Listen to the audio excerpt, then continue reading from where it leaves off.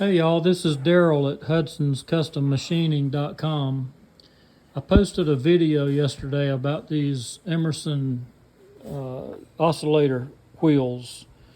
Here's an original one that had a bad hole in it that was walled out, and here's one that I made.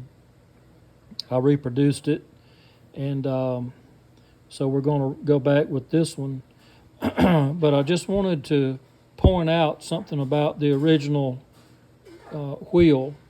If you'll notice that center hole down in there, and I don't know if I can try to zoom in on this thing. I don't know if I can get it to focus, but if we can focus it, you'll notice that there are no threads down in that, there we go.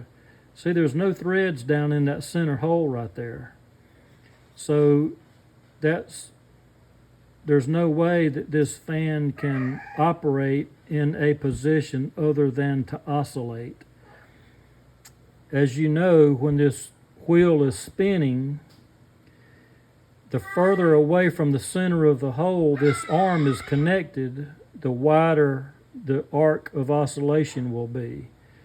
So if you want it to oscillate just a little bit left and right, you'd use this hole here, this number 1 hole. If you want the most arc of oscillation you can get, the widest sweep, then you would want to go with hole number 4 here, which is as far away from center as possible out towards the edge. It would give you the widest range of motion. And I noticed on this original wheel here, there's no threads down in that center hole, which means that this fan will not operate in a stationary mode. Okay, so I just wonder if you guys that have these Emerson 12646, 12666, 12648, even the 16 series, I think 16646, 16666, 16648, all of those would have this type wheel on it. And I wonder if you guys that have these, if you would check yours and post in the comments down below, let me know if your center hole is threaded or not. When I made this wheel here, I originally did not put threads in it. I left it like the original. But I made a comment to the guy that the fan belongs to, and I said, you know, I can thread that hole. It's no trouble for me to thread it, and then you can put your arm in this center position and it will not oscillate. The wheel will just spin and it won't make the fan oscillate back and forth. So I just wonder if you guys would check yours and see if your wheel has threads in that center hole or not. I don't know if this was one that just got by and didn't get threaded, or if maybe this being from a 12 series, maybe the 16 series that came later, maybe those were threaded. I just don't know. So you guys, if you have these, check yours and see what you find. All right? And